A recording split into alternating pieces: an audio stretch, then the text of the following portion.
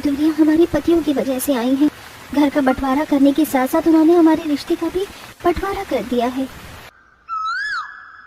आजकल बारिशों का मौसम चल रहा था। वहीं एक छोटे से गांव में दो अमीर गरीब सहेलियां रहती थीं, जो दोनों ही बहुत अच्छी थीं। बारिशों के मौसम में पकौड़े किसको पसंद नहीं होते। दोनों सहेलियों ने मिलकर गर्मा गर्म पकौड़े बनाए। अब आया ना बारिश के मौसम का मजा। काश हम शादी के बाद भी बिल्कुल इसी तरह ही बारिश के मौसम को मिलकर एंजॉय करें। अनामिका, तुम तो जानती हो कि ये पॉसिबल नहीं है। तुम्हारी शादी बिल्कुल तुम्हारी तरह ही किसी अमीर लड़के से होगी और मेरी एक गरीब लड़के से। लेकिन हम एक दूसरे से वादा करते हैं कि शादी के बाद भी हम पहली बारिश तो साथ में मनाएंगे ही। इस प्रकार दोनों सहेलियां अमीर गरीब होने के बाद भी कभी एक दूसरे से दूर नहीं रहती थीं। इस प्रकार उन्हें बारिशों का मौसम बहुत पसंद था।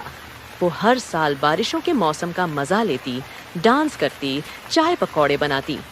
इसी दौरान कुछ समय बाद अमीर सहेली को लड़के वाले देखने आए। बहन जी, आपकी बेटी तो मेरे दिल को भा गई है। अब तो यही मेरे घर की बड़ी बहू बनेगी। आंटी, आखिर कैसे नहीं भाती? मेरी सहेली प्यारी है ही इतनी कि सबको पसंद आ जाती है। वैसे बेटा, तुम कौन हो? आंटी जी, इसका नाम हेमलता है और ये मेरी बचपन की सहेली है। इसी तो बस आदत है हमेशा मेरी तारीफ करने की, लेकिन ये तो मुझसे भी ज्यादा अच्छी और प्यारी है। इन दोनों सहेलियों में कितना प्यार है।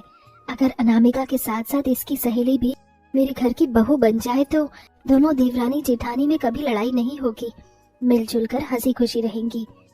अनामिका, अगर तुम्हारी सहेली को कोई एतराज ना हो तो मैं इसे अपने घर की छोटी बहू बनाना चाहती हूँ। क्या आंटी, ये आप क्या कह रही हैं? मैं अनामिका की तरह अमीर परिवार से नहीं बल्कि गरीब परिवार से हूँ।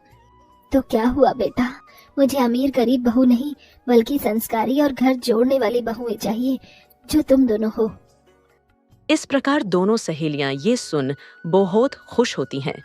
जिसके कुछ समय बाद शकुंतला हेमलता के परिवार से जाकर मिलती है और शादी की बात करती है, जिसके बाद रिश्ता पक्का हो जाता है और कुछ समय बाद दोनों की शादी धूमधाम से हो जाती है और वो विदा होकर ससुराल आ जाती है।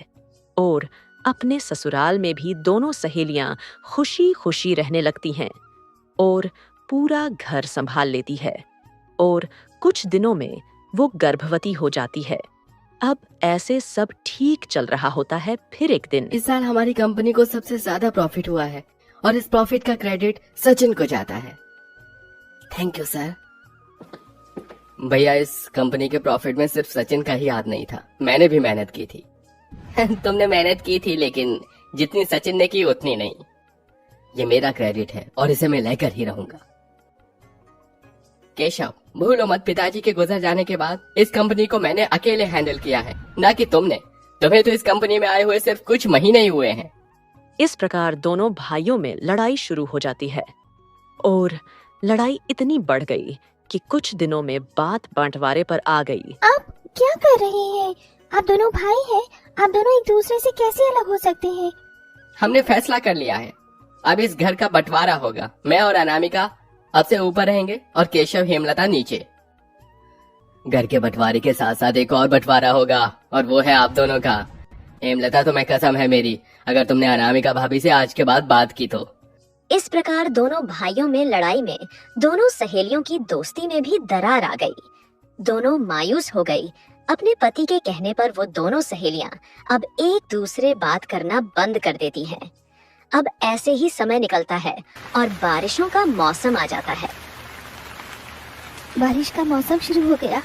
मैंने और अनामिका ने एक दूसरे से वादा किया था कि शादी के बाद पहली बारिश का मौसम साथ में मनाएंगे। अब जल्दी से हेमलता बारिश को देखकर बाहर सीढ़ियों से जाने लगती है और उधर से उसकी सहेली भी आने लगती है। दोनों एक दूसरे को देखकर रुक जाते हैं और उन्हें अपने पति की बात याद आ जाती है। मैं तो उनकी कसम के बारे में भूल ही गई थी। अनामिका, मुझे माफ कर देना, मैं चाहकर भी तुमसे बात नहीं कर सकती। हमने वादा किया था कि हम साथ में बारिश का मौसम मनाएंगे, लेकिन हमारा वादा इस कसम के आगे टूट गया। अपने पतियों की कसम के आगे दोनों सहेलियां हार जाती हैं और वापस लौट जाती हैं और अपने अपने कमरे में जाकर बीते दिनों को याद करने लगती है। में नाचो आज छम छम छम हे छम छम छम। बरसो रे मेघा मेघा बरसो रे मेघा मेघा बरसो रे मेघा बरसो। कितना मजा आ रहा है ना बारिश में डांस करते हुए, गाना गाने में। वो देखो वहाँ पर गड्ढे में कितना सारा पानी जमा हो गया है, उसमें चलकर कूदते हुए साथ में गाना गाती है। दोनों सहेलियां बीते दिनों को याद करके मायूस हो जाती हैं और ऐसे ही वक्त बीतता गया। कितनी तेज बारिश हो रही है। ऐसी तेज बारिश में हेमलता को पकौड़े खाना बहुत पसंद है। क्या हुआ अगर मैं उससे बात नहीं कर सकती तो? कम से कम उसके लिए पकौड़े बनाकर उसके कमरे में तो रख सकती हूँ ना।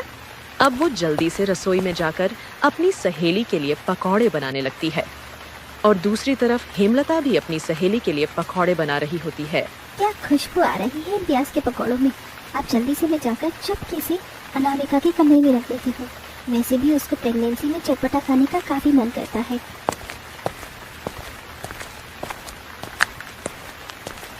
ये गर्मा गर्म पकौड़े किसके लिए ले जा रही हो? आप तो जानते हैं कि मेरी साथ साथ अनामिका भी प्रेग्नेंट है और उसका चटपटा चीजें खाने का काफी मन करता है। इसलिए मैंने उसके लिए इस बारिश के मौसम में गर्मा गर्म पकौड़े बनाए हैं। जैसे बनाए हैं वैसे इन्हें किचन में ले जाओ। तुम्हें क्या अपने पति की कसम की कोई लाज नहीं है? आप समझने की कोशिश करिए, मैं उससे बिल्कुल बात नहीं करूंगी, बस उसके कमरे में ये पकौड़े रखकर आ जाऊंगी। मैंने क्या कहा समझ में नहीं आता? एक बार में तुम्हें समझ में क्यों नहीं आता? चुपचाप से लेकर वापस जाओ। बेचारी दोनों सहेलियां अपने पतियों की वजह से मायूस हो जाती हैं।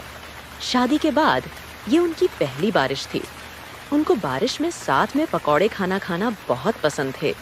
अपनी बहुओं की ऐसी हालत देखकर शकुंतला को बहुत बुरा लग रहा था, पर वो कुछ भी नहीं कर सकती थी। शादी के बाद ही मेरी और हेमलता की पहली बारिश है, साथ होकर भी हम दोनों साथ नहीं हैं। वो बारिश में भीगते हुए अपनी सहेली को याद कर रही थी कि तभी उसकी नजर खिड़की पर जाती है। वहाँ पर उसकी सहेली भी उसे देखे जा रही थी। हेमलता ये क्या हो गया? हम दोनों में इतनी दूरियां कैसे आ गई कि हम अपने वादे को भी पूरा नहीं कर सकते? ये दूरियां हमारे पतियों की वजह से आई हैं। घर का बंटवारा करने के साथ साथ उन्होंने हमारे रिश्ते का भी बंटवारा कर दिया है।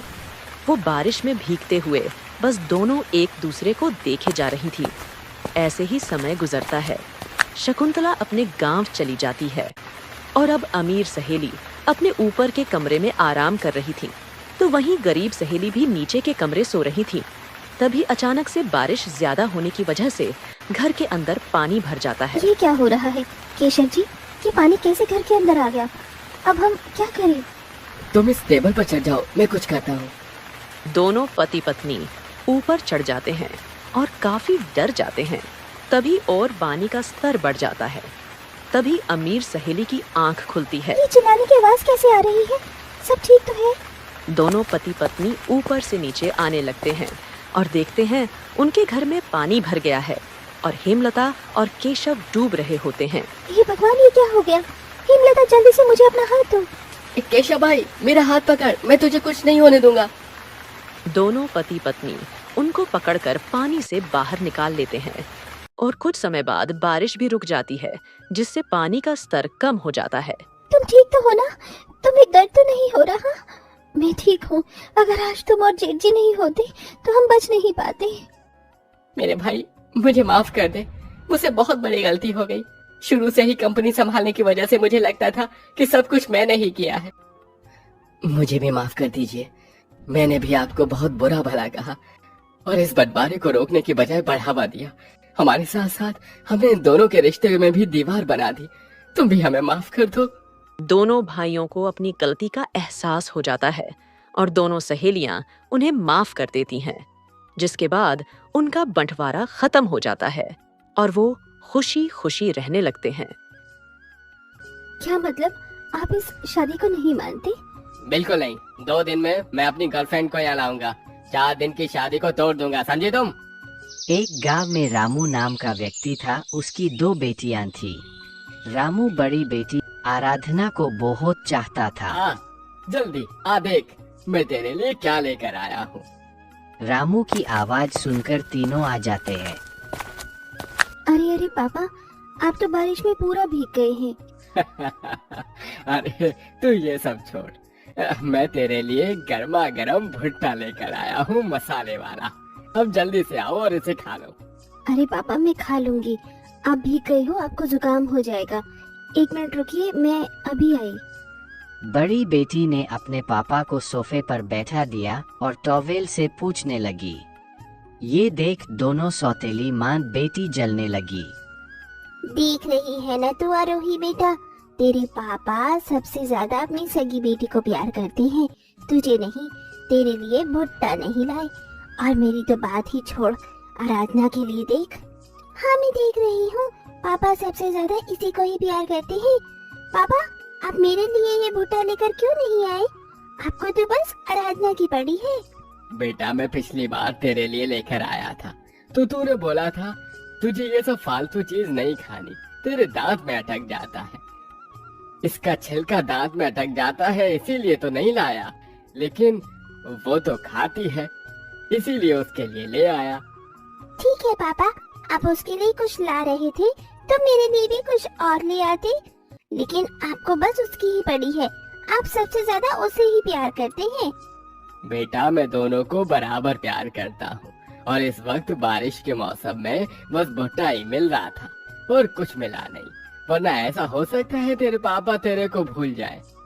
हाँ पापा, आप तो मुझे भूल ही गए हो। तुझे भी खाना है तो मेरा आधा भुट्टा तू ही खा ले, हम दोनों शेयर कर लेते हैं। इसकी कोई जरूरत नहीं है, समझी तू? अब ये दिन आ गए हैं कि मेरी बेटी तेरे से लेकर खाएगी। नहीं माँ, ऐसा कुछ नहीं है। चुप कर दो, सब समझ आता है मुझे आराधना। क्या करूँ मैं इन लोगों का, रोज की महाभारत है। मेरी दूसरी पत्नी मेरी बड़ी बेटी के साथ सौतेला व्यवहार करती है। काश इसकी शादी हो जाती तो सही रहता, वरना ये दोनों ऐसे ही लड़ती रहेंगी और मेरी बेटी पर इल्जाम डालती रहेंगी। अरे बस करो तुम लोग, बहुत हो गया आज के लिए। ये कहकर रामू अपने कमरे में चला जाता है। अब अगले दिन सुबह जब आराधना घर में झाड़ू लगा रही थी, तभी आरोही हिल पहनकर उस पर चढ़ जाती है। पापा पापा, आरोही तू देख तो लेती है, मैं झाड़ू लगा रही हूँ और तेरी हील इतनी तेज कि मेरी उंगली में गड़ गई। मेरी उंगली लाल हो गई है, अब मैं काम कैसे करूँगी? कैसे करेगी का क्या मतलब? जैसे करती है वैसे ही करेगी, वरना मम्मी अभी इसी झाड़ू से तुझे ठीक कर देंगी। सुबह सुबह तुझे मुझसे लड़ने में ज्यादा मजा आता है क्या? क्या हो रहा है यहाँ पर? आराधना तो फिर मेरी बेटी को परेशान कर रही है। नहीं माँ, मैं तो चुपचाप झाड़ू लगा रही थी, इसी ने मेरी उंगलियां पिचका दी। ये देखिए। बकवास बंद कर और जल्दी से ये काम कर, उसके बाद तुझे रसोई में बर्तन धोने हैं। पूरी सिंक भरी हुई है। तेरी माँ तो चल बसी, कम से कम मैं जो तुझे काम सिखा रही हूँ उसे तो कर ले, या आगे जाकर ससुराल में अपने पापा की थू थू करवानी है। नहीं माँ, मैं करती हूँ सारे काम, अच्छे से करती हूँ। जिसके बाद आराधना रसोई में चली जाती है और दोनों माँ बेटी उसको ऐसे परेशान करके बहुत खुश होती थीं। ऐसे आए दिन रोज रोज उनको अत्याचार बढ़ता ही जा रहा था, जिसे रामू अच्छी तरह से जानता था और इसलिए वो चाहता था कि उसकी बेटी की शादी हो जाए और वो अच्छे घर में चली जाए।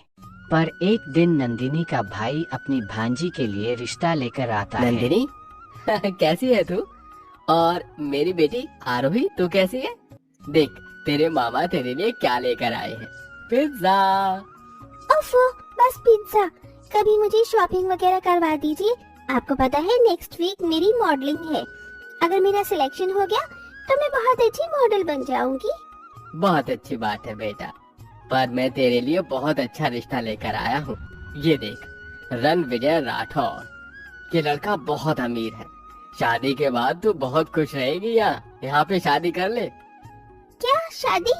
मामा जी कितना भी अमीर क्यों ना हो, लेकिन अभी मैं शादी नहीं कर सकती, मेरी मॉडलिंग का सवाल है। बेटा कर ले, इतना अच्छा रिश्ता है तो। माँ मुझे शादी नहीं करनी, इससे अच्छा आप उस गवार आराधना की शादी करवा दीजिए, ताकि मेरा इससे पीछा छूट जाए और पापा की लाडली मैं बन जाऊं। इसके जाने के बाद बस पापा मेरी ही बात मानेंगे। अरे हाँ, यह आइडिया भी अच्छा है, इसी को ही घर से बाहर निकाल देते हैं, इसकी शादी करवाकर, फिर मेरी बच्ची खुश। क्या बहन, मैं इतनी मुश्किल से इतना अमीर घर के लड़के का रिश्ता लाया था और तू आराधना से करवा रही है। चल ठीक है, इसमें भी तुम खुशी हो तो यही चाहिए। अब आराधना की माँ रामू के पास फोटो लेकर जाती है और उसको सारी बातें बता देती। रामू राजी हो जाता है और कुछ दिनों में आराधना की शादी हो जाती है। रणविजय एक बिजनेसमैन था पर साथ दारूबाज भी था। उसने आराधना को नौकरानी तरह रखना शुरू कर दिया। अरे शक्ल क्या देख रही हो, मेरा जूता साफ करो। जी। ये सुन आराधना रणविजय का जूता साफ करती है, फिर उसके लिए खाना बनाकर लाती है। तो वो उससे कहता क्या है, बकवास खाना है, मैं ये तेल वाला खाना नहीं खाऊंगा। मुझे अपनी बॉडी खराब थोड़ी ना करनी है। मेरे लिए चिकन वगैरह लेकर आओ।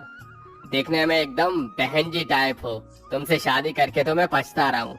मुझे अपनी माँ की बात माननी ही नहीं चाहिए थी। क्या मतलब, आप इस शादी को नहीं मानते? बिल्कुल नहीं। 2 दिन में मैं अपनी गर्लफ्रेंड को यहाँ लाऊंगा। 4 दिन की शादी को तोड़ दूंगा, समझी तुम? ये सुन आराधना सुन पड़ जाती है, पर उसके मन का हाल पूछने वाला कोई नहीं था। नौकर की आराधना तरह वो अकेली अपने कमरे चार- में बैठकर रोने लग तो रणविजय का छोटा भाई उसे रोता हुआ देख लेता है। आराधना, तुम रो क्यों रही हो? भाई ने कुछ कहा क्या? माफ करना, तुम मेरे बराबर हो तो भाभी कहने का दिल नहीं किया। कोई बात नहीं, मुझे इससे ज्यादा इस बात का बुरा लग रहा है कि रणविजय ने मुझसे सिर्फ 4 दिन की शादी की है। अगर ऐसा ही था तो उन्होंने मुझसे शादी क्यों की? ये खबर जानने के बाद मेरी सौतेली माँ, सौतेली बहन मुझे वापस घर में आने नहीं देंगी और मेरे पापा को बहुत चोट पहुँचेगी। मैं कहाँ जाऊंगी, क्या करूंगी, कुछ समझ नहीं आ रहा। ये भाई भी ना अभी तक सुधरे नहीं है। मैं उनसे बात करता हूँ, अभी 1 दिन बाकी है। अर्जुन अपने भाई से बात करने जाता है। भाई, आपने माँ के दबाव में आकर आराधना से शादी कर ली ताकि आप 4 दिन की शादी कर उसे अलविदा कर दें। मजाक बना रखा है क्या आपने? अरे तो इसकी तरफदारी क्यों कर रहा है? हाँ, मैंने ऐसा किया। और कुछ तो ये पता है ना, मुझे लड़कियों को ऐसे ट्रीट करने में कितना मजा आता है। भाई, अपनी जुबान को लगाम दीजिए और माँ को पता चला तो? आई डोंट केयर, समझा? अब जा यहाँ से, कहीं मेरा हाथ न उठ जाए। मेरी बेबी का कॉल आ रहा है, जस्ट गो। अर्जुन अपने भाई को समझा कर थक जाता है और आराधना भी सारी बात सुन लेती। अगले दिन सुबह रणविजय अपनी गर्लफ्रेंड को ले आता है, जिसने शॉर्ट कपड़े पहन रखे थे। My darling Sophia baby, I love you so much. आज तो हम दोनों को बहुत अच्छी पार्टी करनी है, यू नो ना? या बेबी, पर पहले इस गवार लड़की को तो यहाँ से हटाओ।